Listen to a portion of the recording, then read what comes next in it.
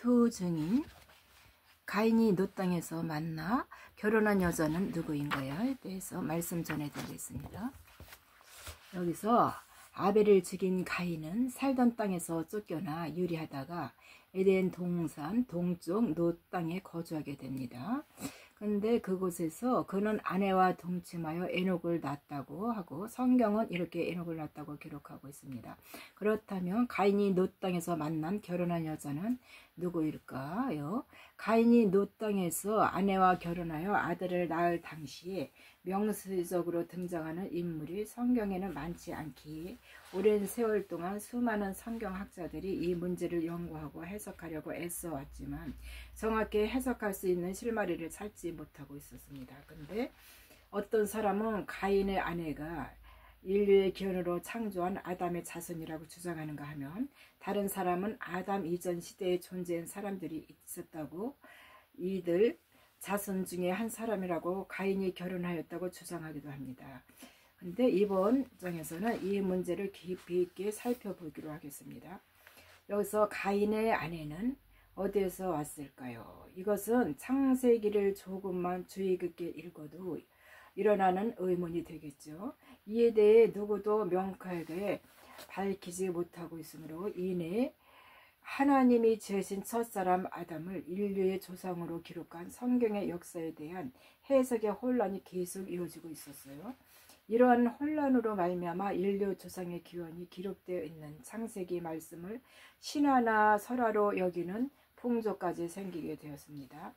그런데 창세기를 기록한 모세는 가인이 결혼한 여자의 순수 혈통의 정체성을 찾아알 수 있는 근거를 기록해 놓았는데요.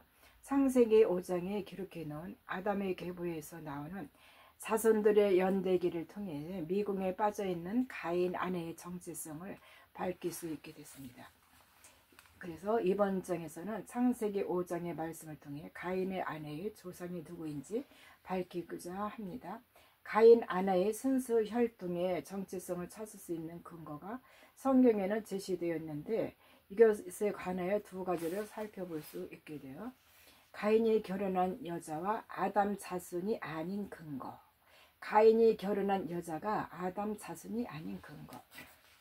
첫째, 사람의 수명이 1000년에 가까운 그 시대에 아담의 계보를 기록해 놓은 창세기 5장에서 그의 자손들이 결혼하여 자녀를 낳는 나이를 기록해 놓았는데요.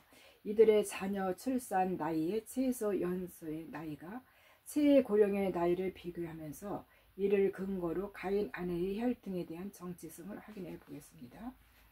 여기서 말씀해 보면은 마할렐은 65세요. 아렛을 낳았고 노아가 500세 된 후에 셈과 함과 야벳을 낳았더라. 창세기 5장 15절 32절.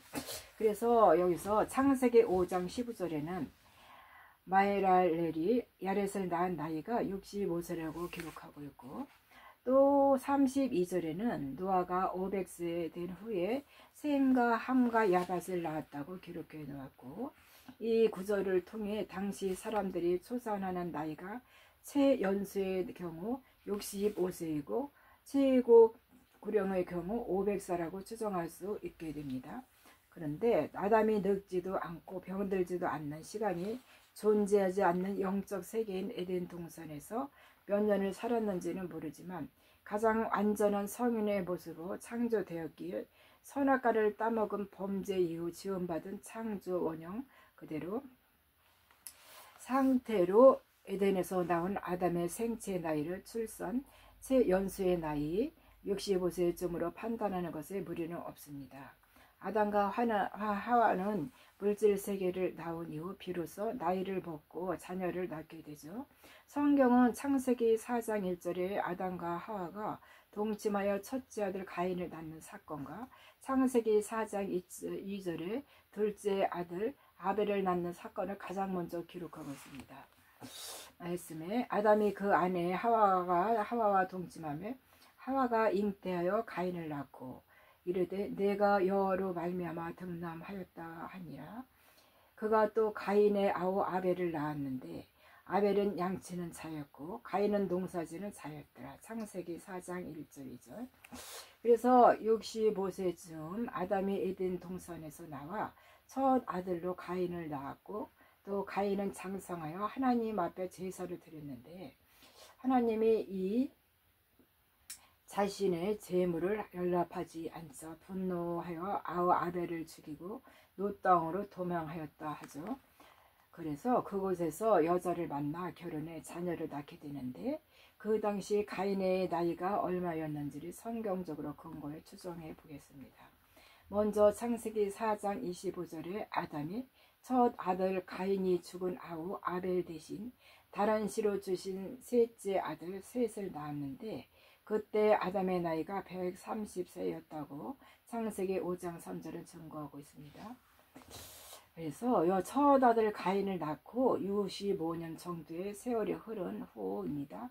그렇다면 가인이 그 아들 에녹을 낳는 나이가 대략 65세 정도로 추정할 수 있습니다. 여기서 말씀해 보면은 아담이 다시 아내와 동침하며 그가 아들을 낳아 그 이름을 셋이라 하였으니, 이는 하나님께 내게 가인이 죽인 아벨 대신에 다른 씨를 주셨다 함이며, 창세기 4장 25절. 아담이 130세에 자기 모양 곧 자기 형상과 같은 아들을 낳아 이름을 셋이라 하였고, 창세기 5장 3절. 네, 그렇다면은 이제 노 땅으로 도망간 가인이 아담이 낳는 딸과 결혼하였을 거라는 이 학설을 반박하고자 합니다. 가인이 결혼하여 에녹을 낳는 나이에 이르렀을 때 아담에게 과연 가인의 아내가 될 만큼 장성한 딸이 있었는지를 살펴보는 것입니다. 모든 가능성을 열어두고 이를 살펴보기 위해 가장 빠른 출산 연령을 추론해 보겠습니다. 아담이 65세에 첫 아들 가인을 낳고 또 얼마 뒤에 아벨을 낳았는데, 그래서 이 아벨을 낳은 이후부터 130세 셋을 낳기 전까지 자녀를 낳았을 것이라고 가정해 볼 때, 낳을 수 있는 최대한의 기간은 65년 미만이 되고, 또 아담과 하와가 매년 한 명씩 자녀를 낳기는 어렵다고 본다면 65년 동안 대략 30에서 50명의 자녀를 낳았다고 추정해 볼 수 있습니다. 그렇다면 아담의 자녀들이 성장하여 결혼해서 자녀를 낳으려면 최소 65세가 넘어야 하기에, 가인이 65세쯤에 결혼해서 에녹을 낳을 때까지 아담이 낳은 자녀들 가운데는 아무도 결혼 성년기를 이룬 자가 없음을 알 수 있게 되죠. 아벨을 낳는 이후부터 셋을 낳을 때까지 기간이 최대한 잡아도 65년 미만이기 때문입니다. 또한 셋을 낳기 전 65년 동안 생산 가능하다고 추정되는 30명에서 50명의 자녀 이외에는 아담이 130세가 되었을 때까지 그 밖에 또 다른 자손은 있을 수 없다는 것은 명확한 논리적 사실이 됩니다. 그러므로 당시 아담의 자손들이 있다고 가정하더라도 아주 어린 자녀를 포함해서 최대한 30명에서 50명을 넘지 못한다는 이 결론이 나오게 되고요.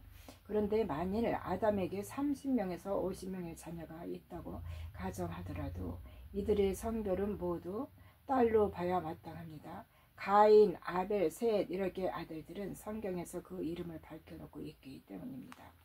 가인이 노 땅에서 만난 에녹을 낳는 여자가 아담의 딸이라면 아담의 딸들이 그곳에서 집단촌을 형성해서 에덴 동산 밖에 한 지역에서 에덴 동산 동쪽인 노 땅으로 모두 이동하였으며, 또한 그곳에서 자손들이 번성하여 살고 있었다는 이야기가 되는데, 이것은 참으로 무리한 가설이 아닐 수 없습니다. 그리고 부모와 함께 있어야 할 어린 자녀들을 포함한 30명에서 50여 명의 딸들이 모두 노 땅으로 이동했다고 가정하더라도 다수의 집단촌을 형성하는 에녹성이라는 도시를 가인과 이들이 함께 건설했을 것이라는 가설은 성경에 전혀 근거하지 않는 무리한 주장일 뿐입니다. 이처럼 가인이 노 땅에서 만나 결혼하고 동침하여 에녹을 낳는 그 여자가 아담의 자녀일 가능성은 전무합니다. 이러한 논리적인 증거로 미뤄보아서 이미 에덴 동산 동편의 노 땅에는 가인이 그곳에서 만난 여자가 또 속한 혈혈 집단의 자손들이 공동체를 이루며 살고 있었다고 밖에는 달리 생각할 수가 없습니다. 이는 당시 농경 목조 사회를 형성하는 신석기 시대의 사회상이 또 다수의 집단층을 이루어 살아가는 특징이 있기 때문인데, 모세는 이 시대가 노동력이 풍부했던 신석기 시대임을 깨닫고 가인이 그곳에 인류 최초의 도시 에녹성을 건축할 수 있었던 사실을 언급해 놓았는데요. 결론적으로 가인이 노 땅에서 만난 여자는 순수 아담의 자손이 아니라는 사실을 모세의 기록을 통해서 하나님은 증거해 놓으신 것입니다. 성경은 창세기 4장 1절에 아담이 그 아내 하와와 동침하여 가인을 낳고, 창세기 4장 2절에 아벨을 낳았으며, 또 창세기 4장 25절에 아담이 다시 동침하며 가인이 죽인 의인 아벨 대신 다른 씨 셋을 주었다고 말씀하고 있습니다. 그러면 창세기 5장 3절, 그때 아담의 나이가 130세이며 창세기 5장 4절의 셋은 낳은 후에 800년을 지내며 자녀를 낳았다고 아담이 자손들을 낳는 것을 분명하게 증거하고 있어요. 말씀해 보면 아담이 그 안에 하와와 동침하며 하와가 잉태여 가인을 낳고 이르되 내가 여호와로 말미암아 득남하였다 하니, 그가 또 가인의 아우 아벨을 낳았는데 아벨은 양치는 자였고 가인은 동사하는 자였더라. 창세기 4장 1절이죠. 아담이 다시 아내와 동침하며 그가 아들을 낳아 그 이름은 셋이라 하였으니 이는 하나님의 내게 가인의 죽인 아벨 대신에 다른 씨를 주었다 함이라. 창세기 4장 25절.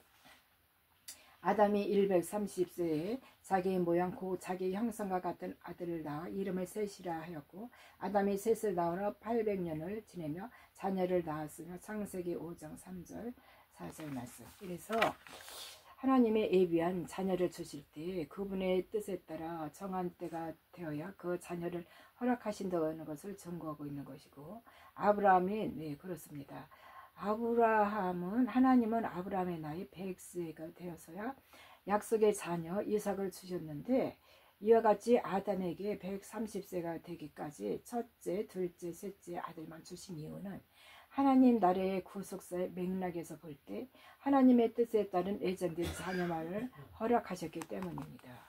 그래서 아주 중요한 의미가 감춰 있는데, 첫 아들 가인은 노 땅의 여자와 결혼하여 뱀의 후손들인 마귀 자녀들의 아비가 되고, 둘째 아들 의인 아벨은 아담이 선악과를 또 먹은 범죄를 속하는 화목제물로 드려지게 되고, 또 다른 씨로 준 셋째 아들 셋은 여자의 후손을 낳는 계보로 준비되는 하나님의 구속사의 깊은 뜻이 담겨 있는 것이에요.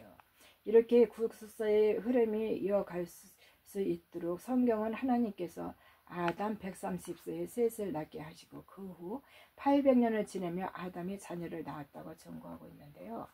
이래서 이 성경을 연구하는 이들 중에는 가인이 노 땅에서 만난 결혼한 여자가 아담이 낳는 딸들 중에 한 명이라고 주장하는 사람들이 있지만, 여기에서 모세가 창세기 5장에 아담 계보의 자손들이 자녀를 낳는 나이를 기록해 놓는 말씀을 근거로 추론해 본 결과 가인 아내는 아담의 자손이 아님이 밝혀지게 되었어요.